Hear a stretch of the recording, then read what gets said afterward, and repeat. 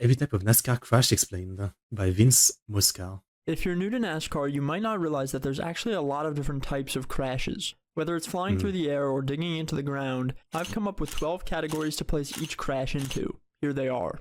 The first and arguably most famous type of crash is the blowover. This occurs when a car is going very fast, usually around 180 miles per hour or more, and gets turned to the left. With the car facing the wrong way, the aerodynamic components on the car stop producing downforce and start producing lift. And next thing you know, the car is upside down. Blowovers are most common. It's always insane because it looks like a toy car, you know what I mean? I mean, the power of gravity and physics, right? Common at Daytona and Talladega, where there's enough speed and enough room for takeoff, but they can also happen at intermediate tracks. Some of the most famous examples of blowovers in NASCAR history are Ricky Rudd's at Daytona in 1984, Bobby Allison's in 1987, which inspired the restrictor plate, Rusty Wallace's at Talladega in 1993, and Ryan Newman's in 2003 at Daytona. NASCAR introduced roof flaps in 1994, which activate when cars turn sideways in order to keep things on the ground, but they don't always work. Recently, we've had Josh Berry go upside down and slam the inside wall at Daytona, Corey LaJoie flip at Michigan, and Ryan Preece flip earlier this year. Looks like toy cars. That last one is interesting. You'll notice that Preece doesn't turn around, but he still blows over. That's because the underbody on this new generation of cars is flat, so if the car gets a little bit off the ground, it acts as a wing and turns itself over. The blowover is one of the most dangerous types of crashes, and one that NASCAR is constantly looking to prevent. We go straight from one of the most dangerous to the most common and harmless. The spin is a simple product of driver error. NASCAR drivers are constantly pushing their cars to the limit, so if they step over that limit by even 1%, the car will get sideways. That's because they're putting in more throttle than the rear tires allow. This is known as the car getting loose. If you push the car too hard and can't save it, congratulations, you just spun. This is where a lot of the little skills can make a difference in NASCAR. How close can you get to the line without crossing it? That little 0.5%, when added up over 200 plus laps, is what makes the difference between first and last. Fair enough. And now to the absolute most dangerous type of crash in NASCAR, the catch fence crash. You see, sometimes a car will blow over and hit the wall, or the driver might be lucky enough that the flip lands on all four tires and they don't hit anything, but the catch fence crash isn't so lucky. The fence is made of steel to protect the fans, so there's no shock absorption to soften the blow. Instead, if you touch that fence, the car is ripped into pieces. It's basically a cheese grater. It's not uncommon to see cars cut in half with the engine ripped out after just touching the fence. The scariest example of this was Jeff Bodine's wreck in 2000, in which all the commentators thought he was dead, but he ended up only having a handful of broken bones and a concussion, and would return to racing in a few months. More recently, we had Austin Dillon's flip in 2015, with a similar story, except Austin was able to walk away without a scratch on him, a true testament to the safety of these cars. I only hope that no one ever hits the fence with their roof side first. Yeah. Shovel. In 2007, NASCAR debuted a new 5th generation Cup car. One of its defining features was a splitter on its nose, which helped provide some front downforce. But one of the unforeseen drawbacks of this component was that it acted as a shovel every time a car would get on the grass. Sometimes the hit is so hard that the cars would get airborne from touching the dirt. The shovel crash even ruined Carl Edwards' victory celebration at the All-Star race in 2011. With the introduction of the Gen 7 car in 2022, the Cup Series doesn't really see these grass crashes anymore. The front end is high enough off the ground that it can't really dig in as much as it used to. But back when these did happen frequently, they were very controversial. Some people hated that your day could end from touching the grass. Others thought it was a good punishment for spinning. I'll leave the verdict up to you. I have no idea. An ARCA brakes crash is when there's some kind of slowdown or crash ahead, and someone decides to plow directly into it when he could have easily slowed down and avoided it. It gets its name from the ARCA series, which is essentially the D class of NASCAR, below Cup, Xfinity, and Trucks, where drivers are less experienced and less talented, and therefore don't know how to avoid wrecks. But you do see it at all three national levels, though the higher up you go, the less frequent and less egregious the examples become. Although some of these look very bad, I will say, to defend the drivers, from my tremendous iRacing experience, it can be very tough to slow down when you're going super fast, especially on big tracks like Daytona and Talladega, where the car has a very small brake package on it, and you know there's people behind you about to run you over if you hit the brakes too hard. Still though, at the top level you should know how to slow down properly and avoid wrecks.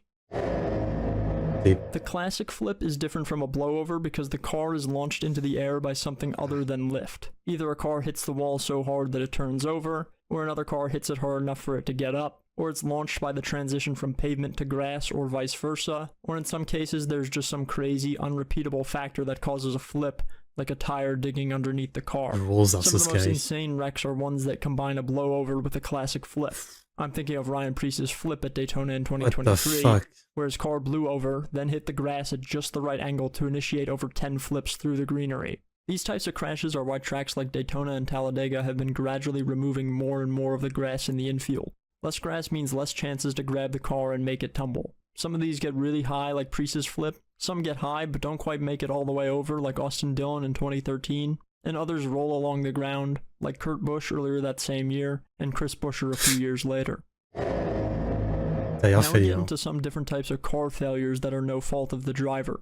Cutting a tire is fairly common at intermediate tracks with high speeds. There can be a lot of stress on the right front and right rear, and if the teams went too aggressive with tire pressure, or Goodyear just brought too soft of a tire, there can be big crashes. Typically, you see these tire cut downs in the middle of the corner when the load on the tire Kinda is crazy the that they catch on highest. fire If like it's a that. front tire that goes, the car will look like it lost the ability to steer and will slam into the wall. If it's a rear tire that goes, the car will instantly spin around and back into the wall.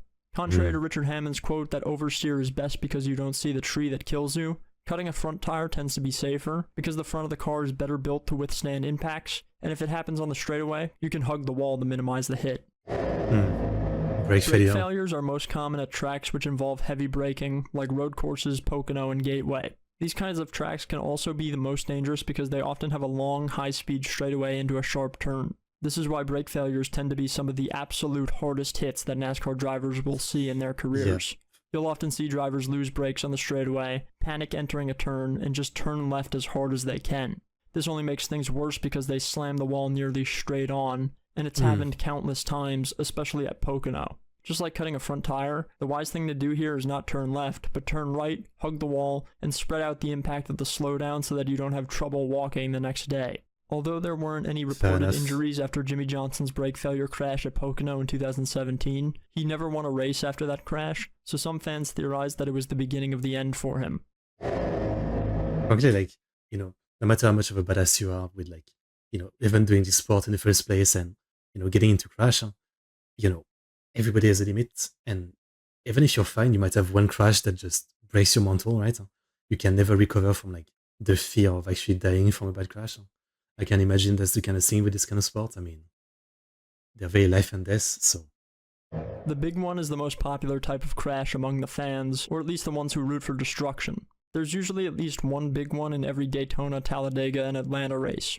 These are crashes where the field is close together, and one incident causes everyone to slam into each other, often collecting 10, 15, 20, even 25 cars sometimes. Even though the big one looks pretty crazy, drivers tend to agree that it's usually the softest type of wreck for most of the cars involved, because everyone sort of cushions each other and hits each other at around the same speed. While it's pleasing to the eye on a monkey brain level, once you have a favorite driver, the big one becomes very stressful, as you find yourself scanning the corners of the screen to try to see if your guy got through without much damage. These wrecks tend to have some common causes, which I'll go through now. The late block can be a desperate move at the end of the race to try to maintain first place when you know that if you lose the lead, you lose the race. It doesn't even have to be for first place either. It can be in the middle of the pack too, and that might do more damage to the field. It can also not be out of desperation at all. It might just be a genuine mistake from the driver, or his spotter calls him clear when he isn't. Regardless of whether it's a mistake or intentional, drivers tend to get frustrated by aggressive blocks, especially when they're early in the race. The other typical cause for the big one is a bad push. At these fast drafting tracks, the cars are so close together that they need to physically push each other to get ahead. But the problem is that if you push too hard and at the wrong angle, you'll instantly turn your drafting partner sideways and cause a big wreck. The same people who tend to be guilty of late desperate blocks also tend to be aggressive pushers, and sometimes they do mess up, but bad pushes are often less over-aggressive and more so just poorly done, maybe by inexperienced drivers. The rarest cause of the big one is rain. NASCAR doesn't race in the rain, at least not on fast oval tracks. But sometimes the rain pops up too quick for NASCAR officials to notice, and by the time they realize it, half the field is wrecked. This happened most notably at Daytona in 2022, but like I said, this is very rare, and even in the other times in recent memory where it's rained, it's only taken out a handful of cars. This next type of crash is all too familiar to a driver like Ryan Newman, who had cars land on top of him 5 times throughout his career. The stack crash, That's a as I'll lot. call it, is when cars That's too vertically much. stack up on top of each other, and sometimes even come to a rest with one on top of the other. This can happen in several different ways. A car might blow over onto another, a car might slam the wall hard enough to be lifted and dug underneath by an I can't imagine like the visual, like imagine the POV of that. You're looking, you're driving, you're looking, and you see the car in front of you like being lifted by the air, and it's literally falling down on you. I mean, I know NASCAR cars are not as heavy, I think, as like normal cars, but still, just the terror that you must feel. another, or sometimes one driver can use another car as a ramp and land on top of it. Always a bizarre sight to see. Intentional The wreck. intentional wreck can come in many different forms. The first and most obvious is the revenge wreck. Someone took you out, so a couple weeks later you come back and give them their punishment, since NASCAR leaves that in the hands of the drivers. The most famous example of this would be the Matt Kenseth-Joey Logano incident in 2015, but there's also moments like Dale Jr. taking his revenge on Kyle Busch, and Kyle Busch taking his revenge on Ricky Stenhouse Jr. one lap after an incident during the All-Star race. Sometimes these can go too far, like with what Carl Edwards did to Brad Keselowski at Atlanta and Gateway in 2010, flipping him and dumping him hard into the wall in the field. Other types of intentional wrecks have shallower meanings behind them. There's often the dump and run where a driver racing for the win just shoves someone out of his way to collect the trophy. And there's also the rash reaction to someone driving you in a way you don't like, so you just instantly right hook them and often get suspended. I've watched two like great videos about NASCAR before by Amp Lemon, the one which was like The Art of Revenge, and the other one was like the story of Dale Earnhardt, and it was saying in that video that it was very like, it's part of the sport, but it's very controversial. Some people like it and think it's fine. Some people really hate it. The whole thing of like pushing people out of the way and using like fighting tactic, if you will, with your car. Personally, as someone who doesn't actually watch NASCAR, when I watch video like this, it seems pretty cool. But I could understand like the guy you're rooting for is driving and some guy comes from behind and just push him like that. You'd get annoyed. But I don't know. If it's legal, it's legal. But there's something like that in every sport. Like I often talk, I'm into sumo, right? And in sumo, like the goal is, like you've got two people starting, they charge into each other, and then the goal is to like either make the other one touch the floor with something other than their feet, or push them out of the ring. But there's something like called an NK, which is like at the start, the general consensus is that both guys are supposed to charge into each other, but an NK is basically when one of the guy like fakes charging and then just dodge, so the guy just falls like face first, right? It's a very controversial move because some people think it's cheap, it's bullshit, all that. But at the same time, it's been legal forever, right? So it's one of those things where like there's always in every sport some controversial stuff like that, right? Where people are like always fighting to the extreme about it. It's funny. And take yourself out in the process. Don't do that last one, kids. Self-spin. It wouldn't be racing if there wasn't a little bit of cheating to be discussed. The self-spin is a desperation move when all else has failed. It's pretty common for drivers who have a problem and need a caution. If you cut a tire and need to make a pit stop, you spin yourself out, the caution comes out, and you can pit without losing a lap. Some of these are very obvious, some are more subtle. But the self-spin can be used even more maliciously, like when Michael Waltrip Racing used it in 2013 to sacrifice Clint Bowyer's race for the sake of Martin Truex Jr. making the chase. This kind of thing is one of the big dilemmas that comes with having a playoff format in a racing series. With 40 cars in a race, there's plenty of room for collusion and manipulation, and the self-spin can be in part a product of its environment. So that's every type of NASCAR crash explained. Let me know. But like, again, all of this is part of the sport, right? Like it's part of the fun. Because from what I know, like it used to be that the cars had no limit on speed, but then it was too many crash and deaths. So they introduced the restrictor plate, so all cars are the limit now. So then, now with all car being the same speed, it's now all on tactics and the driver's skill, right? So all of this kind of tactics seems fine to me. That's just how it goes. If like it's not a speed contest anymore. If you think I missed any, and thanks for watching, everyone. Okay, well, nice video. Good stuff. Yeah, good stuff. The crash looked just devastating. Like I think the catch fence one are like the scarier one by far. Like the luck you have to not be shredded to pieces. Insane.